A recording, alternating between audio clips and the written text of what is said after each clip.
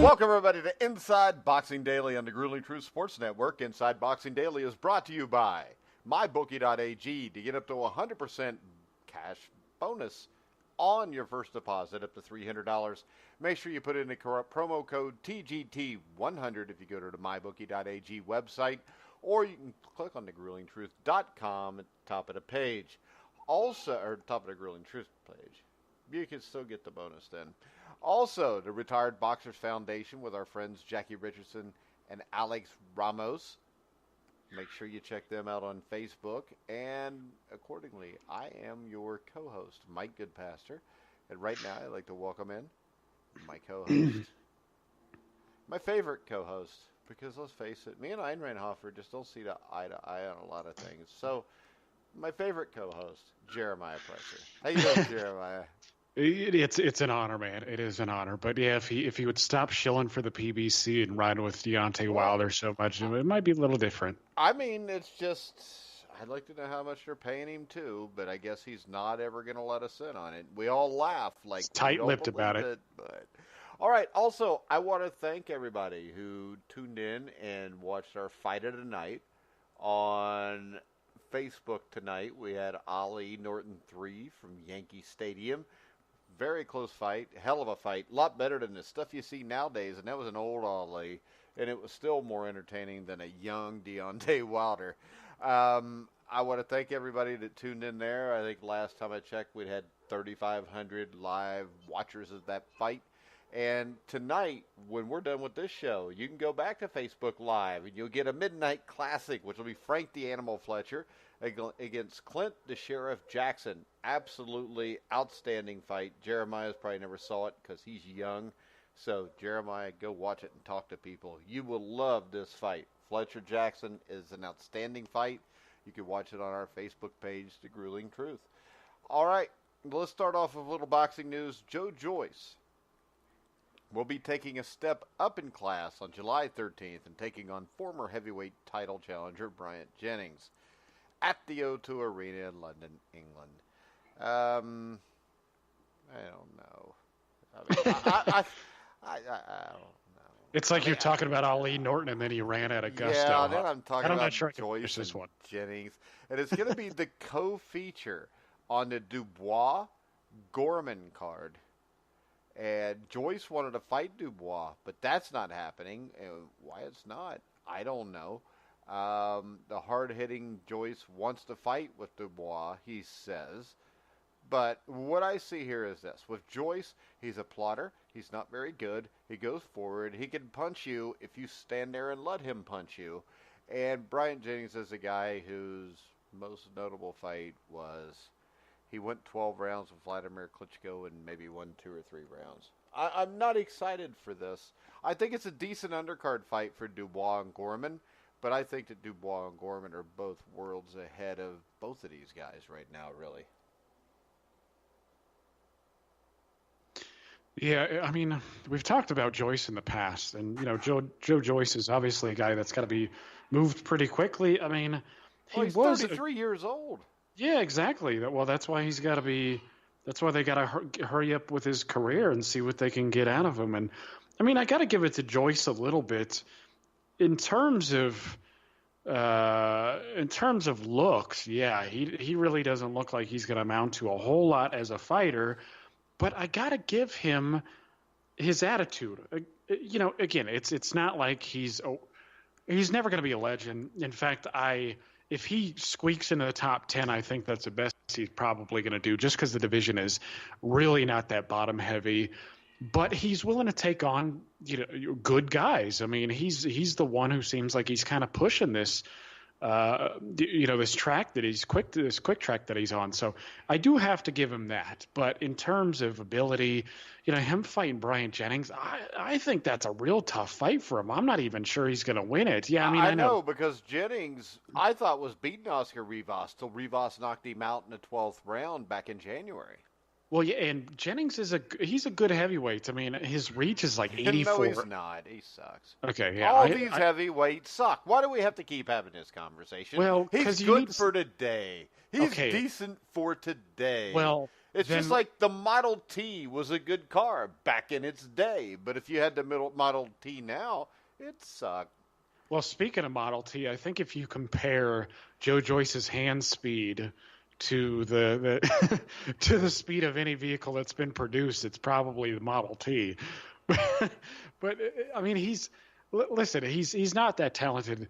None of these guys are that good. But I will give Brian Jennings, that he does have long reach. He does understand. How about this? Let's just settle on this. He doesn't suck. Okay, that's fine. He's good for today. I think that was fair enough. I think we can whenever we say good in the modern context, whenever we're talking about heavyweights, that is, there are some guys in the lightweights who I think can, thrive in any era, or at least be contenders in any era. When we're talking about the heavyweights, there's usually an asterisk next to it that says for today. But yeah, I mean, Jennings is good for today. I mean, he had a competitive performance against Klitschko, and he's got long reach. He understands boxing fundamentals. And like you said, he was probably beating Rivas until he got stopped in the last round there. His chin is usually held out. And I don't know, man. I think this is a tough fight. I know Joyce is a big guy. He's really tall, but Jennings with that 84-inch reach, he's a little bit shorter than some of these guys, but because of the reach, he's able to make up for it. Because his arms are longer than most of these guys. I mean, in fact, in terms of like top 15 guys, I think he's top 3 when it comes to wingspan. I mean, Tyson Fury, I think, has 85. So yeah, man, he's up there. But this is a tough fight for him at this point. I think it could derail him. I mean, because it's a tough step up. I know Jennings is not a big hitter, but he's a good boxer, and he's certainly quicker. Just about everybody's quicker than Joe Joyce. But if Joyce comes out of this, especially if he's able to knock Jennings out in more impressive fashion than Rivas, I guess he's making somewhat of a statement. I mean, he is a big guy. He does throw a good amount of punches for somebody his size, and he can hit a little bit. But it's a good fight, though. I think Jennings wins this fight if Jennings is the aggressor. I think if you're the aggressor against Joyce, you have a lot better chance of winning because Joyce is not real fast. If you're just going to stand there and let him come in and swing at you, he can beat about anybody. But, I mean, put it like this. If you compare him to somebody like the 2006 Olympic super heavyweight bronze medalist, or what's his name, Hervik? Right. Yeah. Yeah, Hergovic, or however the hell you say it. Yeah, Hergovic or whatever. Do you think he's better than Hergovic?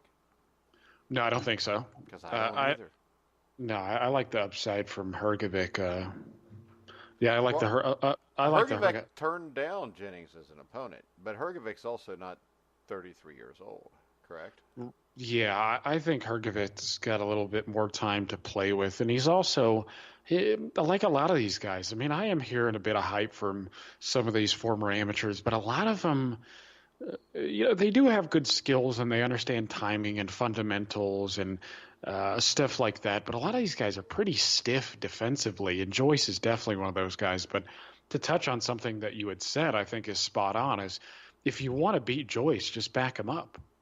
I mean, he comes in there to be the bully, and I think Jennings actually has the ring IQ to negate some of those physical sizes. I think he could use a little ladder movement. He's a bit lighter, he's gone 12 rounds before. So I think Jennings could definitely win this fight, but it's a decent styles matchup for what you're getting. I mean, at this point in Joyce's career, it's a good step up. It's really going to tell us a lot about him. Now we got a question from Jonathan, whoever that is. What's up, Jonathan? Is that his Twitter handle? It's at Jonathan7697, I think. Once again, my glasses are still in the kitchen. I need to remember. So if anybody could tomorrow, direct message me on Twitter and remind me to go get my reading glasses and bring them in for the show. But he said that Joyce is moving fairly quickly this year. What do you think the chances are that he gets the winner of Dubois versus Gorman next? Well, I don't have an inside track on that kind of knowledge, but I have to say that I had said in a previous show, correct, that I would love to see Joy Joyce against the winner of that fight because I think it makes a lot of sense domestically. I mean, I think all of us look at Joyce. I don't know. I haven't really seen a lot of proponents of Joyce's potential, but a lot of us look at him and think that, there's only so high that he's going to get. So you gotta make the most money out of him that you can. But it'll probably be exciting while he's coming up short. Yeah, and that's fine for me. And I think, in terms of excitement, I think most people are going to favor Dubois. And if Dubois comes out of that fight with a knockout, I think him against Joyce is a natural. I like the fit. I like the styles matchup. And again, I think it tells us exactly who the best British heavyweight boxing prospect is. I mean, they're both at the rate of speed that they're both moving. They're nearing towards contendership, and I like the fight a lot. But the problem is I don't really know what the percentage is. I mean, I really couldn't tell you if they're looking at that fight or not. I just hope that they are because, again, I think it's a good styles matchup. All right, next up, since every day, what is this, like 27 consecutive days where we talk about Tyson Fury and Anthony Joshua and Dillian White, that Eddie Hearn gave 3 possible options today for Joshua's next fight. That's assuming he gets past, what's his name? Andy Ruiz. I don't know. I'm pretty sure he'll get past Andy Ruiz. But those 3 options are Kubrat Pulev, Alexander Usyk, and Dillian White. Out of those 3, give me Alexander Usyk because I've already watched Joshua smash White, and I've watched Pulev. At one point, I thought Pulev had a chance to be a really good heavyweight, and then Vladimir Klitschko just kind of ruined him a few years back. The only one I want to see here is Usyk. And is Usyk the mandatory challenger in the WBO? Yeah, so the WBO and Usyk have they have a special setup where they gave Usyk some special status, and as soon as he moved up, he could he then becomes the mandatory. So that's cool. But it is. Well, I mean, it's cool in the sense that they're actually giving Usyk precedent over some of these other. I mean, dude, it's not like they're like, hey, you got to fall in line behind Tom Schwarz. I mean, I got to give them. Shouldn't you have to beat somebody to be ranked? Yeah, I agree. Well, we should stick to that line, shouldn't we? I mean, we should all do that. I mean, well, I agree, but I don't know about. But he's fighting to come. But you got to remember, I don't care who the number 1 contender is. And maybe he's fighting Takam unless he's fighting Takam. Let him fight Joshua. He was supposed to fight Takam last month. He didn't fight Takam. Well, yeah, he got an injury. Shit happens. Bullshit. But he didn't get hurt. You believe that? He was just chilling. Yeah, he was chilling afraid. At the crib. He didn't really. Takam had him scared. No, it just. I mean, sometimes you just don't want to mess with shit. Ain't you ever been like that? Yeah. I know you have because we've been on here before, like 2 hours before the show, and I'll call you and we'll be talking, and I'll go, "Do you really want to do a show tonight?" And you'll be like, "I don't know." I think that's what happened with Usyk in this fight with Takam. I think that his trainer showed up, "Hey, you want to go train today?" And he said, "Not really. I just made like a couple $1 million, and all these hoes like me, so maybe he had something better to do." Maybe. I mean, he's probably out in Ukraine and he's getting. He's out in Ukraine cranking some people. Yeah. He's doing like. You ever seen the movie God of War? I don't think so. You've never seen that movie with hell. Who's the guy from Face Off? Not John Travolta, but the other guy. The old 80s, early 90s movie. So Gods of War is an old 80s or 90s movie? Or no. John Malkovich? No, Von Lithgow? who's the guy in Face Off? He's the other main character besides John Nicolas Travolta. Cage. Correct. Correct? Yeah, Okay. Nicolas Cage is in God of War or Gods of War, Lord of War. Sorry, Lord of War. Have you seen Lord of I War? haven't seen that one either. What's it about? I don't watch movies anymore. Yeah, well, I don't either, but this is from the Well, 90s, and that's obviously you about. do. Well, come on, this is about from the '90s, so Okay. I barely watch crap anymore. We've been over I only why. watch the like 8 or 9 Rocky movies on a loop. That's all I do. I watched Gangs of New York on a loop. That flick was fairly I've recent. never seen that either. It's But great, man. what's Lord of War about? Because I'll watch it if you make it sound interesting. So it's based on a true story about how a a family from the Ukraine lied about being Jews, came to New York, and the son, who's Nicolas Cage, he became an arms dealer and the biggest arms dealer on Earth, and he has a brother who's a drug addict, and he's always snorting coke and stuff. So it's about his exploits and his trip through dealing, arms in Africa, and he talks about selling Uzis to Muslims, and it's a cool flick. It really is a good one. It's a bit long. I think it's about 2.5 hours long, but it's cool. But I guess since you haven't seen it, it doesn't really matter. Anyways, Usyk, he's going to beat Takam. So depending on. Takam is not a great fighter, but we saw that he still had a little bit left when he fought Anthony Joshua, when really he should have gone 12 rounds there. I mean, the stoppage was quick. We can't forget that.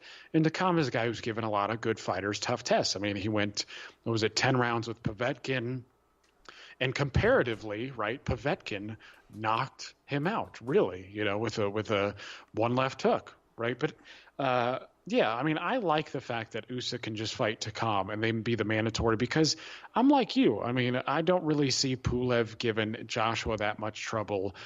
There's just not that much intrigue in a Dillian White rematch. I mean, domestically, it will sell pretty well. I don't think Dillian White's improved enough. And even if he has improved, sure, but so has Anthony Joshua. So I don't see that playing out too much differently. Pulev is a big guy. But I expect Pulev to get a shot at some point just because he's been hanging around for so long. I think he gets a shot because he's probably the safest option here. Well, yeah, and to be honest with you, it seems like he's been waiting longer than just about anybody besides Dillian White. Yeah, but that's his fault. He shot. got hurt when he was scheduled to fight Joshua. I think Takam's the one that took his place when that happened too.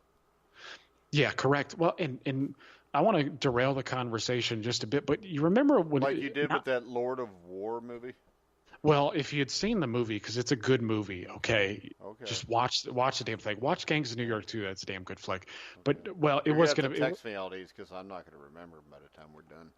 Okay, yeah. But no, you're talking about how sometimes you just don't feel like doing it. Well, I don't know if you saw, but I saw this in Boxing News today. The magazine that's older than the Ring magazine. They had a story about how Anthony Joshua hired a sports psychologist because the mental toll of training camp after training camp is taking its toll on him. And to be honest with you, he's even referenced in the past about how he doesn't love doing this stuff over and over again. Obviously, it pays the bills, but it just, I'm not sure what to think of that per se. Hiring a sports psychologist and an ability to cope with all this. I don't know. But so you're thinking Andrew Ruiz is going to be the heavyweight champion? Oh hell no, that's not happening. Okay. I actually think Ruiz is getting a little too much credit. If he's getting any credit, he's getting too much.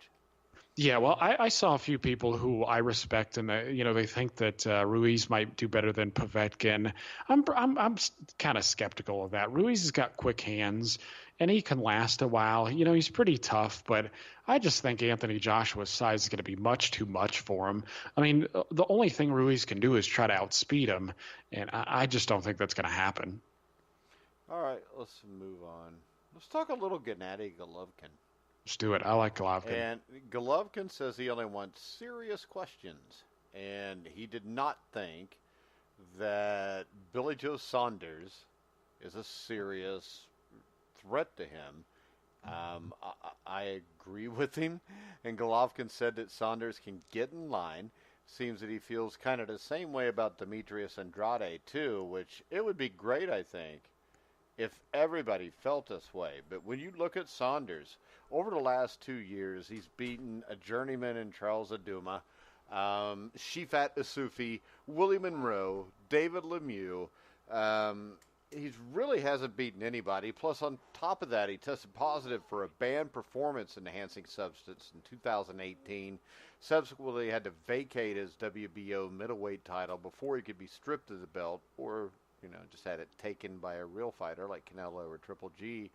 So, for whatever reason, Billy Joe Saunders has done nothing over the last 2 years. I don't think he even deserves a shot at Canelo or Triple G. No, I don't either. But I think Frank Warren is trying to do a job by, putting a title in his hands and, creating some allure around him.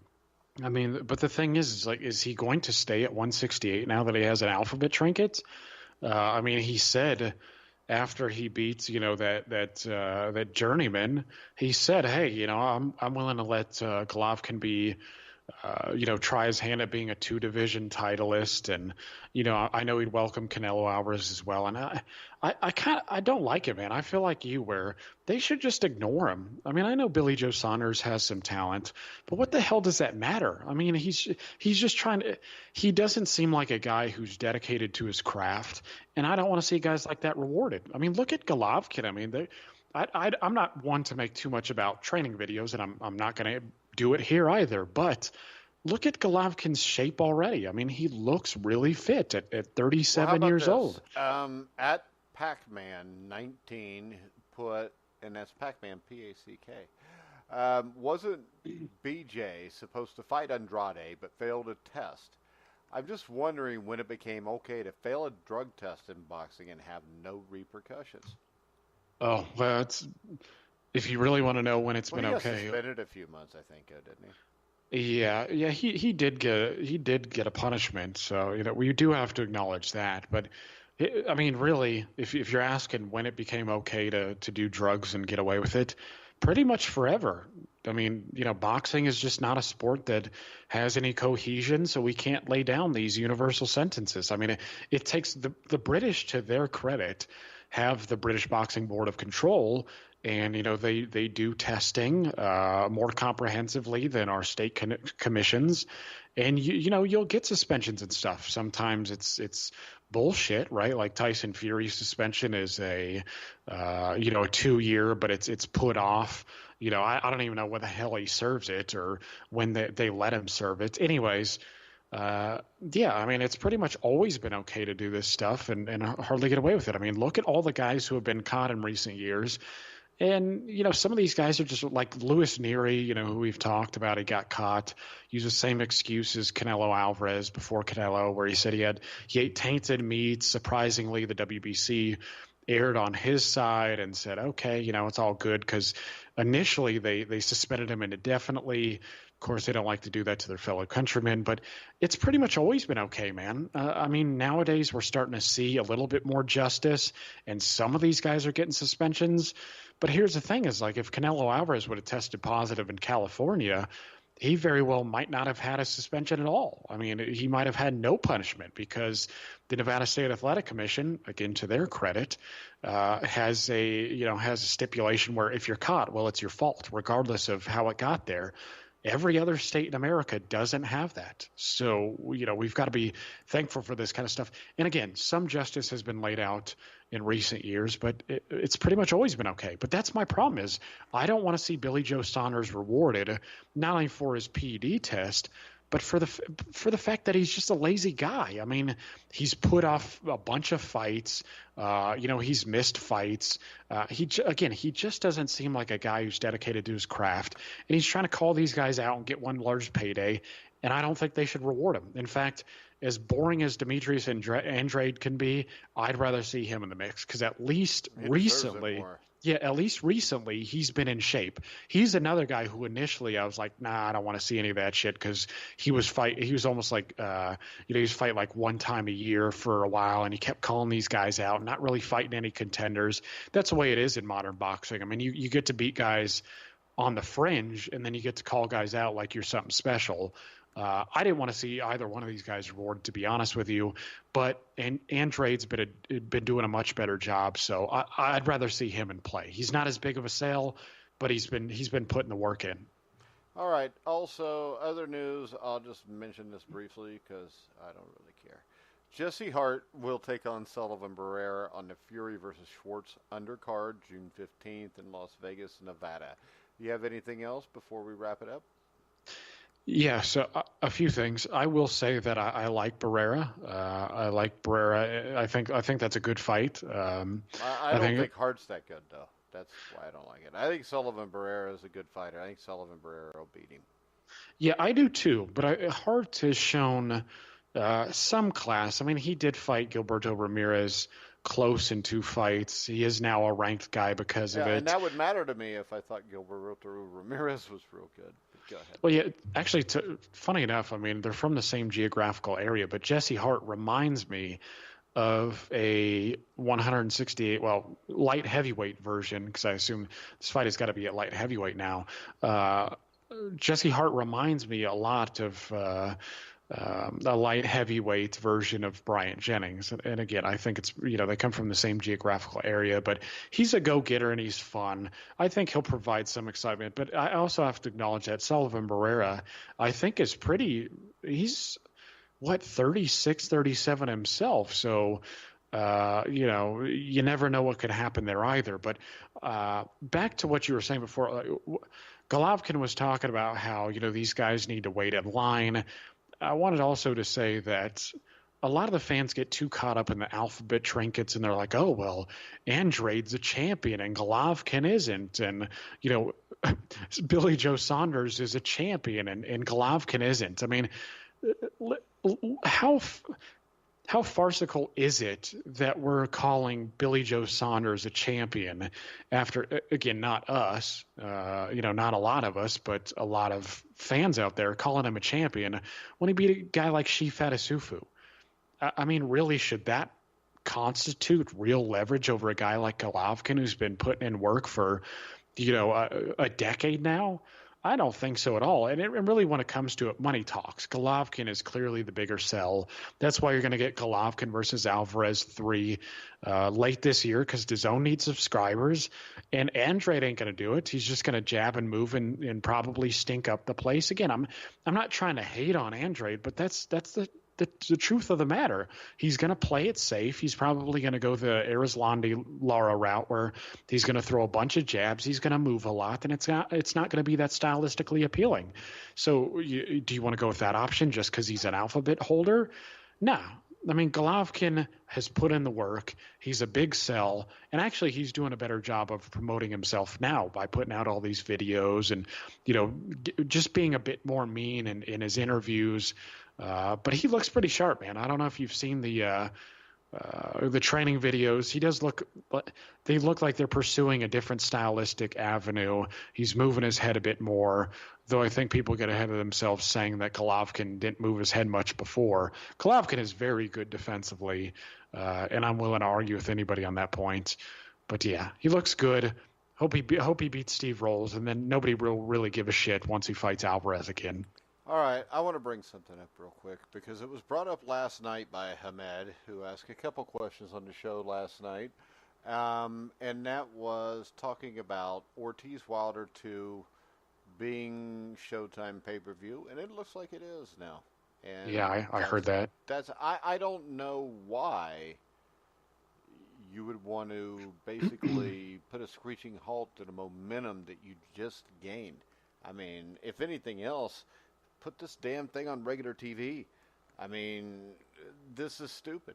I mean, there's no way I'm paying $50, $60, $70 to watch this fight.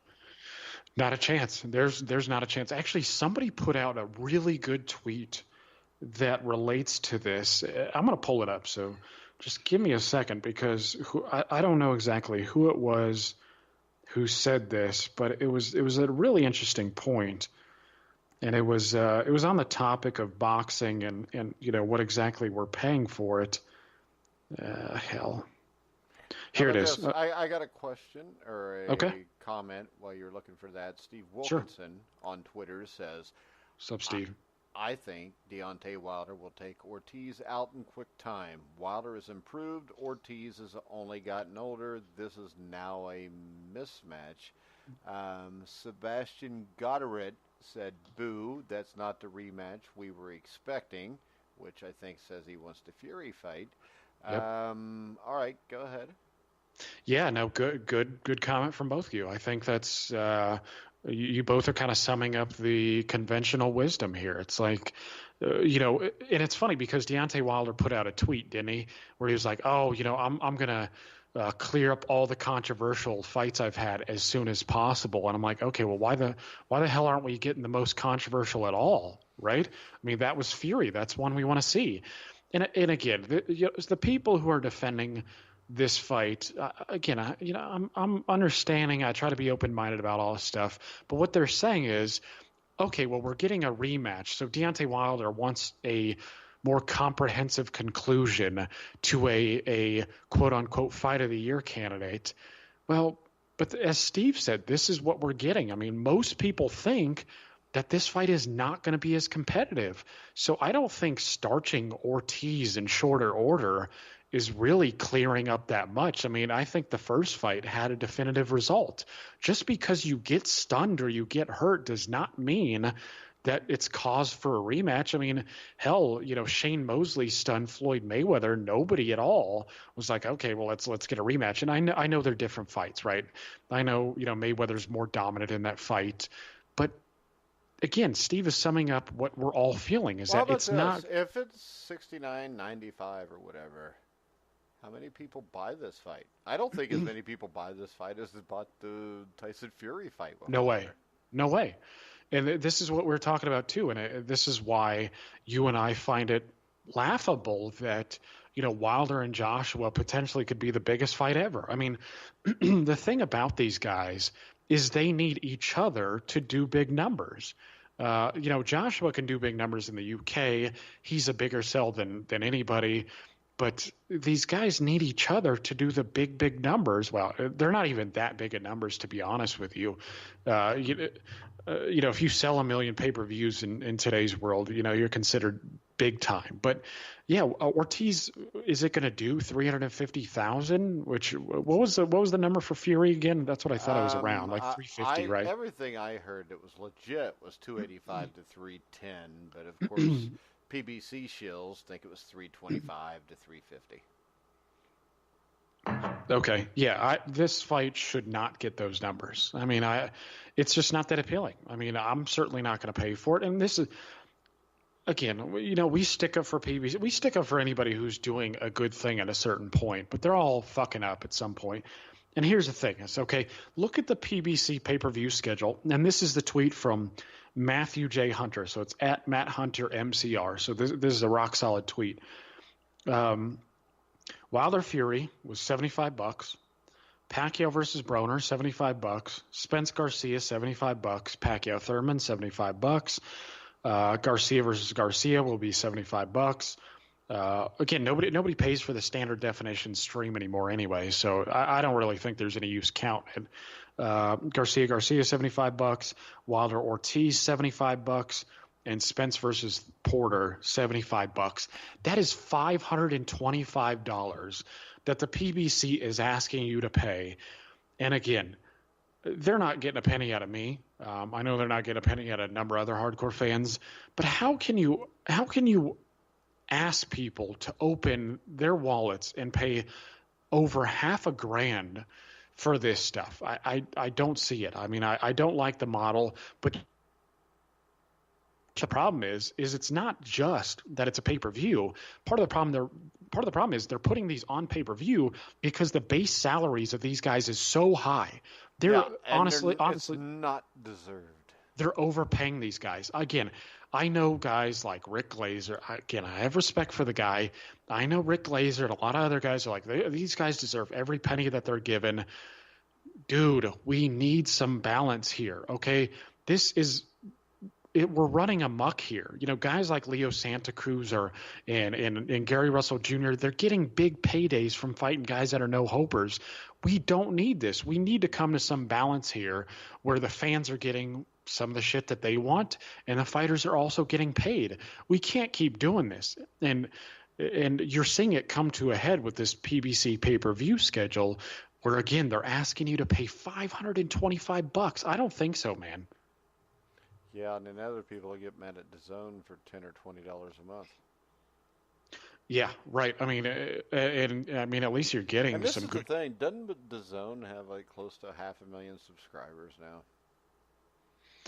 I think, I don't know, is that the worldwide number now? I believe it's the worldwide. Hold on, let's see if we can pull up the number. Because from my calculations here in Indiana, 500,000 people paying $20 a month is a lot of freaking money. Yeah, it is. And I think this, my question is, since PBC and Showtime and ESPN are all American entities, is this why DAZN's catching so much crap?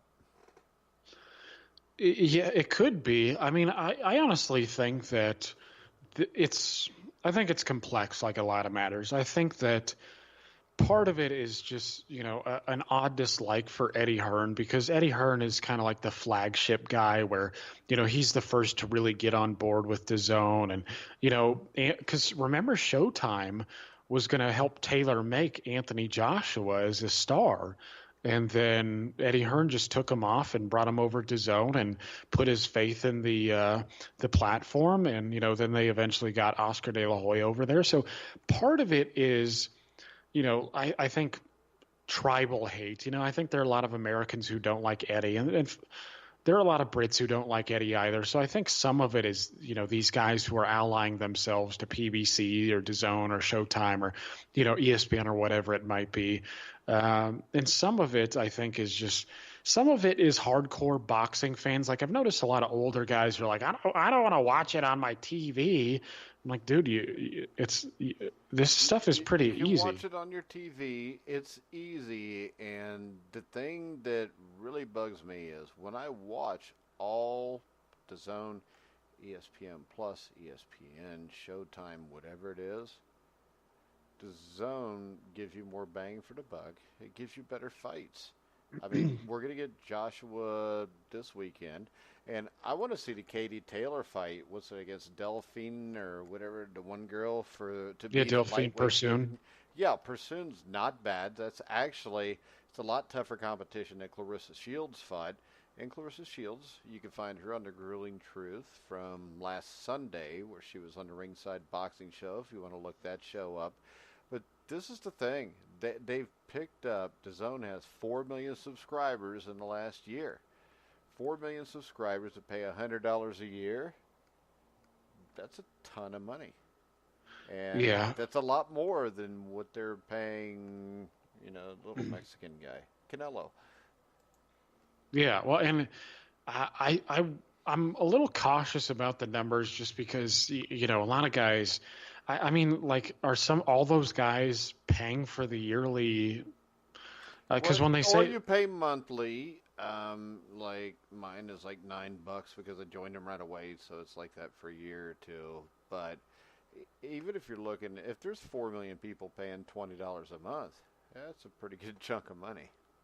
Yeah, I was just wondering if they included numbers from guys who signed up and then they canceled before the free trial was over. No, that's the numbers that I see are not those numbers. The people that had signed up in the last 30 days were not counted.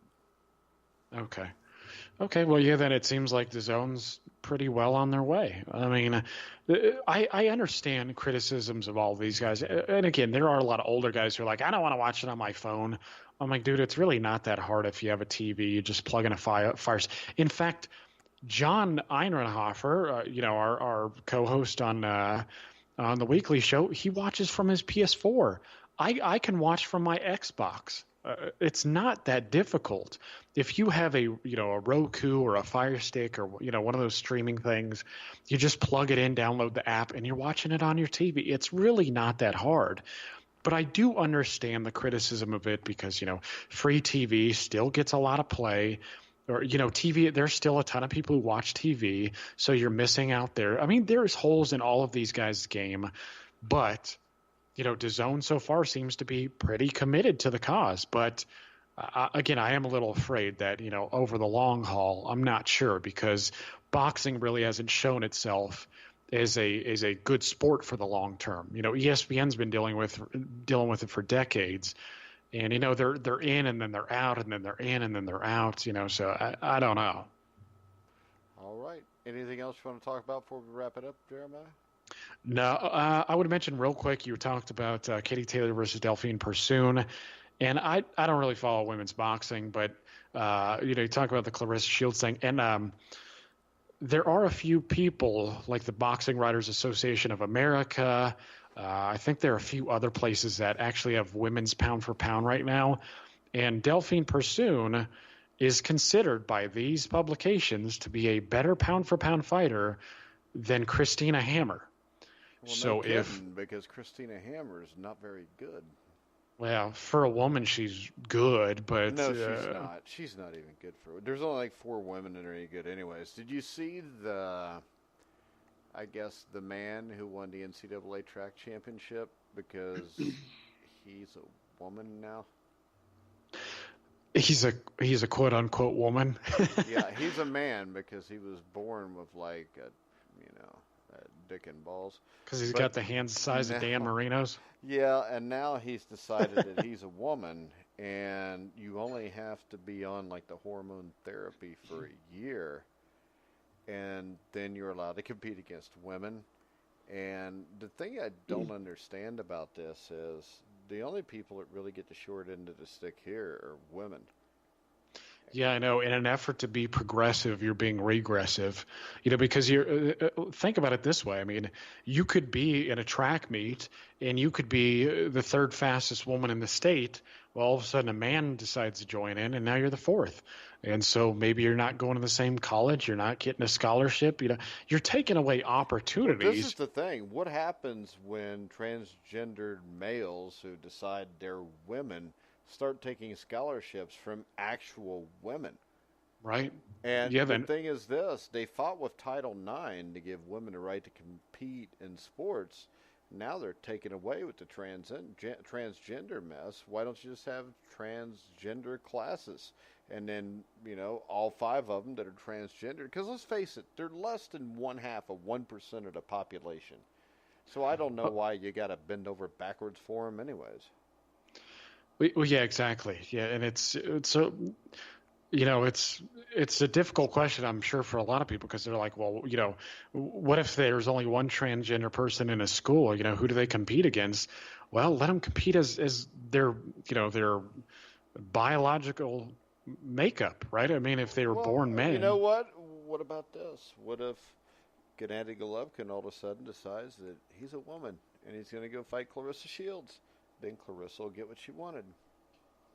I don't think she's getting what she wants there.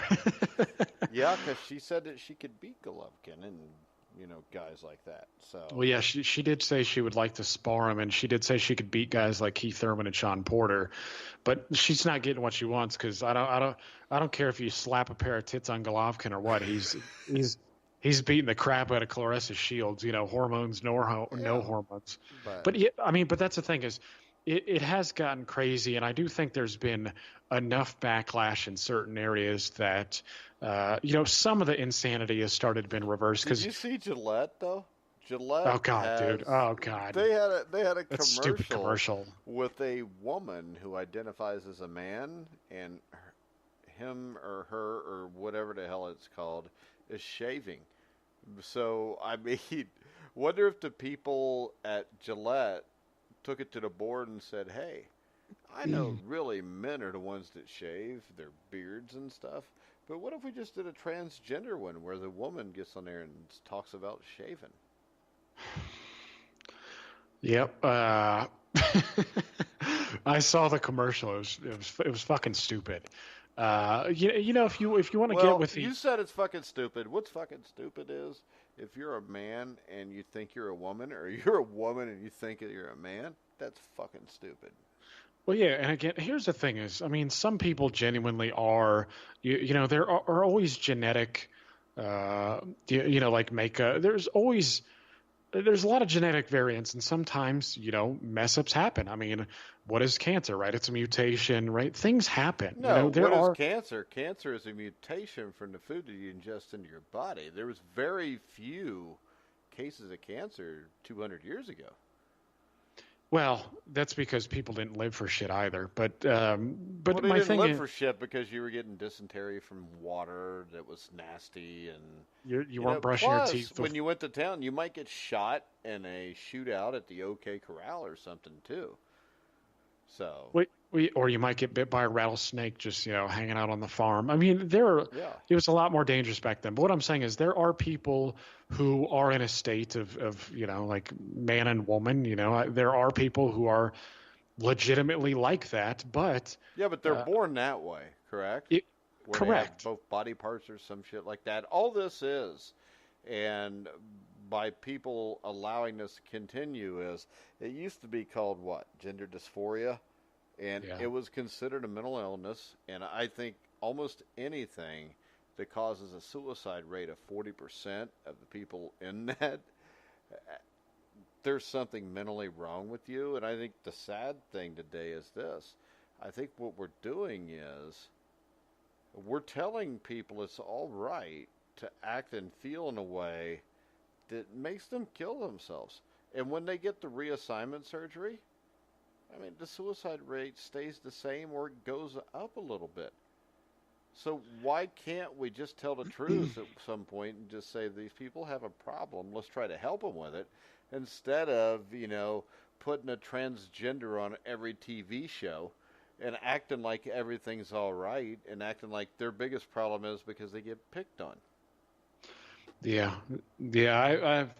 I had an anecdotal thing on that lately. I actually had a buddy who, well, he was not so much my friend, but he was a friend of a friend, and he made the transition, and he made this big post on Facebook. What was it, a couple days ago, where he's like, "Fuck you, people. Yeah, I keep trying to tell everybody to call me my girl name, and everybody keeps calling me my boy name, and nobody believes that I'm a girl." And I'm like, "Well, yeah, you're not a fucking girl, dude. I mean, chopping your dick off doesn't make you a chick. I mean, it makes you stupid." Yeah, and he's just going through that where he's like, "Oh, nobody accepts me for who I am, and fuck you people, even my family." The problem is, a long time ago, it wasn't that nobody else would accept him for who he was; he wouldn't accept who he was. Yeah, that's what's caused all the problem. I mean, yeah, you either stand up to pee or you sit down to pee, or yeah. you have bad aim. And my wife tells me you need to just sit down, but that's not because I'm a girl. That's just because I got bad aim. Yeah, you need to put a picture of somebody you hate in there. That's what the Swedes do. They like put pictures in their urinal so you can aim. Do they really? Yeah, I think so. I think in some places they do. So, if you were to have something like that, who would you have a picture of in your toilet so you could aim better? Clarissa Shields. I don't know. No, man. I mean, if there's fuck, that's a good question. Let me see who. I don't know, man. I kind of think Ben Affleck's a turd. He just always struck me as a turd. Damn. I don't know. Shia LaBeouf's a turd too. That's a good one, man. Let's see who do I really? But I try not to pay attention to the entertainment industry all that much. I think people get way too involved in that. I don't know. I don't know when he's shit. I don't know. What about you, man? Oh, there's so many. I mean, Deontay Wilder, Clarissa Shields, Alyssa Milano. She pisses me off. Who's the one that's the Kentucky fan? Ashley Judd or whatever. She pisses me off too. I hate all those people. Basically, anybody in Hollywood that works on anything that has to do with movies or film, and anybody that sells big pharma. Yeah. That's my thing. Is I think there are a lot of behind the scenes Nancy guys. Pelosi. Yeah, there you go. Maxine Waters. Yeah, but I think there are a lot of good people in the entertainment industry who are doing the smaller roles. Like I got a buddy who uh, who used to work in Hollywood, and he was in Afghanistan as a soldier and whatnot, and he would just supply people with guns and teach them how to shoot and shit. So you get like stunt drivers, and you get more real people in there who are near the bottom level. But yeah, all these people who think fucking highly of their opinions, like George Clooney comes across as a fucking snob. But that was kind of to my post on Facebook, where back then you had these big macho guys in Schwarzenegger and Stallone, and these, and now you got these skinny fucking turds who are all highbrow and shit and think highly of themselves. Again, like Ben Affleck, Matt Damon, George Clooney. They're a bunch of fucking punks. Yeah, I don't like George Clooney either. No, I don't either. I mean, I don't know. Some of them are all right. Again, I don't dislike all of them, but a lot of these guys are just punks. I mean, they're a long way away from the guys that I grew up watching. The Stallones and Schwarzeneggers. It's just exactly, man. It's not the same. It really isn't. I mean, and just as much of they just inject politics so much in all these films. And not only that, the action flicks have to be so goofy, man. It's like all the lead guys have to be snarky. They have to be humorous. And they're intentionally dim-witted at times. It's fucking stupid. I can't stand it. I'd really like to see them, like when they had some of the vampire movies that were popular. Like I've never seen a vampire movie because they're all stupid. What about Blade? You haven't seen Blade? I've never even heard of Blade. What with Wesley Snipes? That was the only one that I really liked. No, because I don't remember seeing it. I remember, I think George Hamilton was in a movie in the late 70s or early 80s where he was a vampire. I think it was a comedy. I remember watching that, but that sucked too. Yeah, well, I grew up watching a lot of them just because my mom's big into that shit. Like Dracula, the old Dracula, and had shit I can't remember, but Dracula and Blade. Things I grew up watching. Anyways, everything's just. I'd like to see. I don't know. I just wish there was a Schwarzenegger or Stallone type figure who would just snap these guys in half and get it over with. Well, do you really think Schwarzenegger or Stallone could actually fight if they were in a fight? Do I think so? I don't know. I think as big as they are, they'd only have to grab him by the neck and that'd be over. Sylvester Stallone's not that big, though. He's like 5'10", 170 pounds in his prime. Was he that big for the Rocky? He's that big. I mean, like 5'8", 5'9". Yeah. Was he that big in the Rocky movies? Well, he was supposed to be like 6 feet, 202 pounds. I don't know. But, I mean, hold on a second. Buster.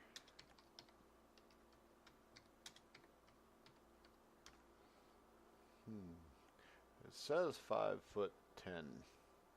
Okay, so he's probably like 5'8". He was 5'10", and his weight during the Rocky movies was usually 185 pounds. Yeah, but he was rock solid in those movies. I mean, most of those guys who have very little body fat and do their shows professionally, a lot of them are pretty small. I mean, like the bodybuilders and powerlifters and whatnot are big, but a lot of those guys are like 165 pounds or something because I think that's about the weight you got to get to if you want you want very, very little body fat. But yeah, I think Stallone, just with what he learned in Rocky, could kick the shit out of a lot of these guys. Not now, because he's old, but I mean, you put a prime Stallone against some of these guys. Yeah, I think so. So you think that he could beat Deontay Wilder? No, but I think Drago could. 50-50 chance, though, really, right? Yeah, I'd give Ivan Drago 60, 65, 35. Drago's a bad dude. And he actually was a boxer too. Ivan Drago? Or kickboxer. No, the real guy. Dolph Lundgren, yeah. Yeah, that's what I mean. That's Ivan Drago. That's his real name, right? It's the only thing I've ever seen him in. Now, I saw him in a couple movies. They tried to make him like another Schwarzenegger, but he spoke even worse English, I think. But, all right. You ready to wrap this up? Yeah, let's do it. All right, guys. Remember, at midnight. In 3 minutes, go to the Facebook page. Frank the Animal Fletcher against Clint the Sheriff Jackson from the early 1980s. One of the best fights of the entire decade. Jeremiah, you should be watching that because you've never seen it before. So all right, it. dude. I will tune in. Tomorrow night at 7 on the Facebook page, you can see Joey Giardello against Ralph Tiger Jones. And we will just randomly have sporting events on there for you to watch that you can't see anywhere else. Make sure you go to iTunes, rate us, download our app, rate us every place you can find us, and you can find us on Spotify, iHeartRadio, iTunes, TuneIn, Spreaker, Stitcher, YouTube. Wherever you find sports podcasts, you'll find The Grueling Truth. So for Jeremiah Preisser, I'm Mike Goodpaster. You've been listening to The Grueling Truth, where the legends speak.